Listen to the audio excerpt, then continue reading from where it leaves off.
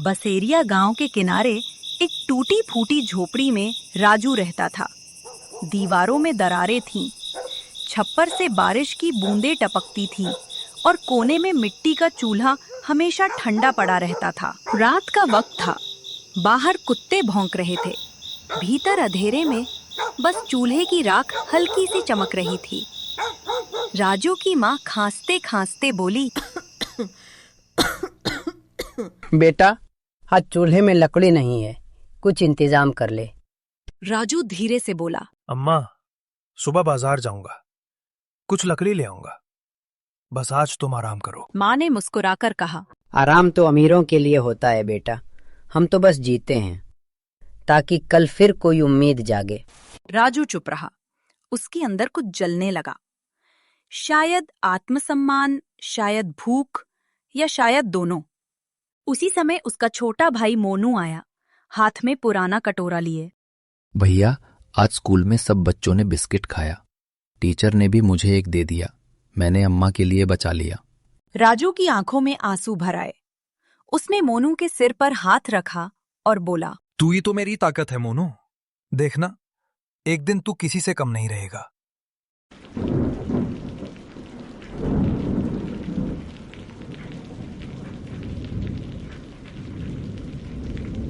बाहर बरसात होने लगी थी। छप्पर से टपकती बूंदों के बीच बापू ने खाट पर से धीमी आवाज में कहा, राजू बेटा, तू बड़ा हो गया है, अब जिंदगी को पकड़ना सीख। गरीबी कोई लानत नहीं, पर आलस जरूर है। राजू ने सिर झुकाकर कहा, बापू, मैं कल से कुछ काम ढूंढूंगा, जो भी मिलेगा करूंगा, बस घर में चूल्हा जलता रहे।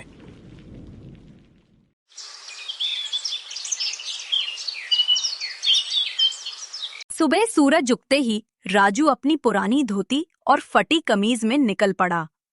सड़क पर धूल उड़ रही थी, पर उसके मन में उम्मीद की लौ जल रही थी। कई दुकानों पर गया। किसी ने कहा काम नहीं है, किसी ने कहा पहले उम्र देख।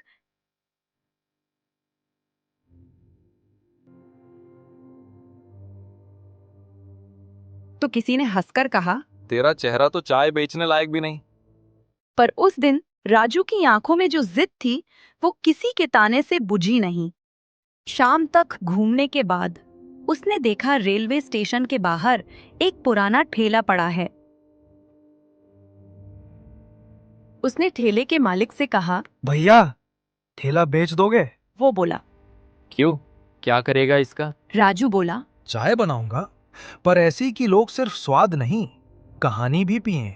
वो हंस पड़ा, पर बोला, ठीक है, ले जा, जो तेरे पास है दे दे। राजू ने अपनी पुरानी घड़ी उतारी और बोला, बस इतना ही है मेरे पास। और उस दिन उसने अपनी पहली पूंजी दी, सपनों की कीमत पर।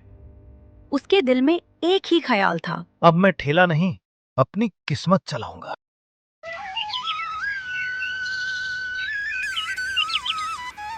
अगले दिन सुबह स्टेशन की भीड़ के बीच राजू का ठेला सजा था। केतली में पानी चढ़ा, कोयले की आंच चमकी और हवा में अदरक और चाय पत्ती की खुशबू फैल गई। लोग आते जाते, कोई रुककर पूछता, अरे भाई, कितने की चाय है? राजू मुस्कुराया, बस 2 रुपए की है भैया, लेकिन अगर दिल भारी है तो मुफ्त भी है। एक बूढ़ा मजदूर बोला, अरे बेटा, तेरे जैसे लोग ही जमीन पर भगवान है। तेरी चाय से तन नहीं, मन भी गर्म हो जाता है। राजू हंसते हुए बोला, अरे चाय में तो बस पानी है, असली स्वाद तो आपके आशीर्वाद का है। दिन ढलने लगा था। ठेले के चारों ओर लोग इकट्ठा हो रहे थे। किसी की ट्रेन छूटने वाली थी, कोई अपने गांव जा रहा था, तो कोई बस चाय पीकर अपने दुख भूलना चाहता था। इसी बीच वहां आया ठेकेदार रमेसर, टाई लगाए, बूट चमकाए और चेहरे पर अकर भरी मुस्कान। ओए, ये ठेला यहाँ किससे पूछ के लगाया? राजू ने सिर झुकाकर कहा, साहब, बस 2 दिन से लगा रहा हूँ, गरीब आदमी हूँ, मेहनत से 2 पैसे कमा लेता हूँ। रमेसर गुर्राया, ये जगह मेरी है, स्टेशन का ठेका मेरे नाम पर है, हर ठेले वाले को देना पड़ता है टैक्स, 20 रुपए रोज। राजू धीरे से बोला, साहब, मैं दिन भर में मुश्किल से 200 कमाता हूँ, उसमें से 20 दूं तो घर कैसे चलाऊं? रमेश सर हंसा। तेरा घर मेरा मामला नहीं है, या तो 20 रुपए दे, नहीं तो ठेला हटवा दूंगा। साहब, गरीब की कमाई पर टैक्स क्यों लगाते हो? अमीरों की चोरी पर तो कोई कुछ नहीं कहता। रमेश सर गुर्राया। बहुत जुबान चलाता है, चल उठ जा यहां से। राजू ने हाथ जोड़कर कहा। साहब, बस आज के लिए छोड़ दो, कल दूसरी जगह चला जाऊंगा। रमेश सर ने कोई बात नहीं सुनी। उसने लात मारकर राजू का ठेला पलट दिया। केतली जमीन पर गिरी, चाय बह निकली और कोयले की आंच बुझ गई। लोग देखते रहे। कुछ ने सहानुभूति जताई, कुछ चुपचाप अपने रास्ते चले गए। गरीबी का तमाशा हमेशा सस्ता होता है। राजू ने टूटी केतली उठाई। थोड़ी चाय की बची बूंदें जमीन पर गिर गईं। उसने सिर उठाया और खुद से कहा, ठेला गिरा है, हिम्मत नहीं।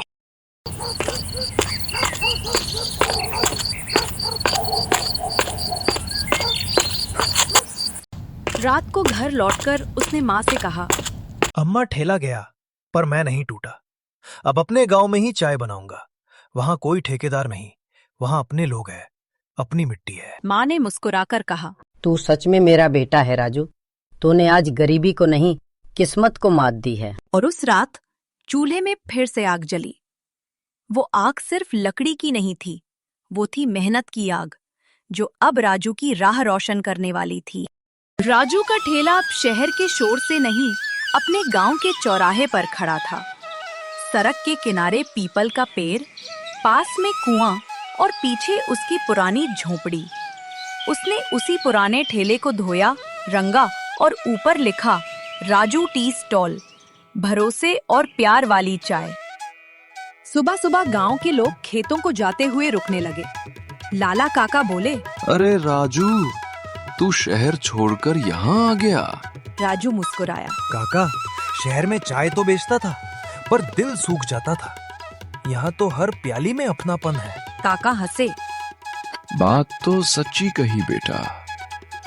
चल, एक प्याली दे जरा। राजू ने मिट्टी के कुल्हड़ में चाय डाली। भाप उठी और खुशबू पूरे चौराहे में फैल गई। कुछ बच्चे दौड़ते हुए आए। राजू भैया, हमें भी दो, इलायची वाली। राजू हंसते हुए बोला, तुम्हारे लिए तो मुफ्त है, लेकिन शर्त ये कि एक दिन तुम सब पढ़ लिख कर बड़े आदमी बनना। धीरे धीरे राजू की चाय की दुकान गांव का अड्डा बन गई, जहां लोग सिर्फ चाय नहीं, दिल की बातें भी करने लगे। एक दिन पंडित जी बोले, है राजू बेटा, तेरी चाय में क्या डालता है? सौंधी खुशबू से दिल खुश हो जाता है। राजू बोला, पंडित जी, बस एक चीज डालता हूं, सच्चाई। बाकी सब खुद ब खुद मीठा हो जाता है। गांव में जहां कभी ठंडी हवा चलती थी, अब वहां हर सुबह चाय की खुशबू और उम्मीद का ताप फैलने लगा। राजू की चाय अब सिर्फ स्वाद नहीं, गांव की पहचान बन चुकी थी। दिन बीतते गए और राजू टी स्टॉल की चर्चा अब बस बसेरिया गांव तक सीमित नहीं रही।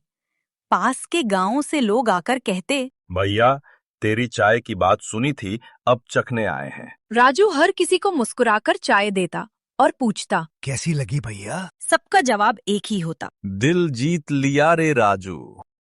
एक दिन शहर से एक पत्रकार आया, हाथ में नोटबुक लिए। तुम ही राजू हो ना, वो मशहूर चाय वाले? तुम्हारी चर्चा अखबारों तक पहुंच गई है। राजू चौंक कर बोला, हमारे जैसी गरीब की चर्चा? क्या बात करते हैं साहब? पत्रकार बोला, अरे हाँ भाई, लोग कहते हैं तेरी चाय में कुछ जादू है।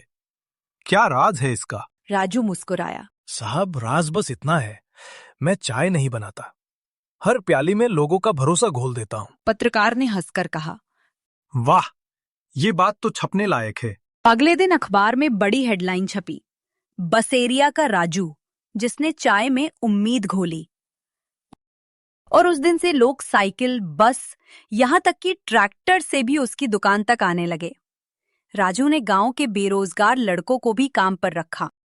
अरे बेटा, चल तू दूध ले आ, तू चाय पत्ती पीस दे, सब मिलकर मेहनत करेंगे। किसान बोले, राजू बेटा, तूने गांव की किस्मत पलट दी। राजू बोला, काका, मैं तो बस चाय बनाता हूँ, किस्मत तो आपके आशीर्वाद से बनती है।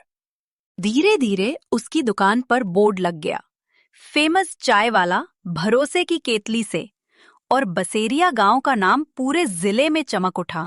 कई साल बीते, अब राजू का नाम फेमस चाय वाला बन चुका था। शहर के बीचों बीच उसने एक सुंदर कैफे खोला। कांच की दीवारें, लकड़ी की टेबलें और हर कोने में मिट्टी की खुशबू। उसने नाम रखा फेमस चाय वाला कैफे, फ्रॉम गांव टू दिल तक। एक दिन पत्रकार फिर आया। राजू, अब तो तू बड़ा आदमी बन गया, अब भी खुद चाय बनाता है। राजू मुस्कुराया। साहब, जब तक खुद ना बनाऊं उसमें दिल नहीं खुलेगा। चाय तो बहाना है, असली मकसद लोगों से जुड़ना है। कैफे में काम करने वाले लड़के बोले। भैया, अब तो मशीन से भी चाय बन सकती है। राजू बोला। हाँ, पर मशीन में जज्बात कहाँ से डालोगे रे? राजू अब भी हर सुबह पहली प्याली खुद बनाता। वो चाय की भाप में अपनी मेहनत देखता, अपनी माँ की मुस्कान, अपने गांव की मिट्टी और अपने संघर्ष का स्वाद महसूस करता। जैसे जैसे नाम बढ़ा, वैसे वैसे जलन भी बढ़ी। शहर में ही एक पुराना साथी बबलू आया, जो कभी राजू के साथ ठेले पर चाय बेचता था। उसने भी एक दुकान खोली, फेमस चाय वाला ओरिजिनल, और दावा करने लगा, असली तो मैं हूँ, राजू ने नाम चुराया है। भीड़ उधर खिंचने लगी। कुछ लोग बोले, राजू तो बस नाम का मशहूर है, असली मेहनती तो बबलू है। मोनू घबराकर बोला। भैया कुछ करो, वो हमारा नाम ले गया। राजू शांत स्वर में बोला। मोनू, नाम चोरी हो सकता है, लेकिन भरोसा नहीं। लोग पहचान लेंगे किसकी चाय में सच्चाई है। राजू ने अपनी दुकान पर बोर्ड लगवाया, हमारी चाय गांव के दिल से, और नीचे लिखा, जिन प्यालियों में झूठ घुलता है उनका स्वाद टिकता नहीं। धीरे धीरे लोग वापस आने लगे। सबने कहा, राजू की चाय में वो बात है जो कहीं और नहीं। कई हफ्तों बाद बबलू खुद आया, आंखों में शर्म, हाथ में एक कुल्हड़ चाय। राजू भाई, गलती हो गई, लालच में आंख बंद हो गई थी। सोचा नाम से सब कुछ मिल जाएगा, पर पाया कुछ नहीं। राजू मुस्कुराया। बबलू, जिंदगी भी चाय जैसी है, कभी कड़वी हो जाए तो थोड़ी मिठास डालनी चाहिए। दोनों साथ बैठ गए। राजू ने कहा, चल आज फिर वही ठेले वाली चाय पीते हैं जहां से सब शुरू हुआ था। दोनों ने एक प्याली उठाई, भाप उठी, और सालों का गलत फहमी का धुआं उसी भाप में उड़ गया। जो चाय भरोसे की आंच पर उबलती है, वो कभी ठंडी नहीं पड़ती।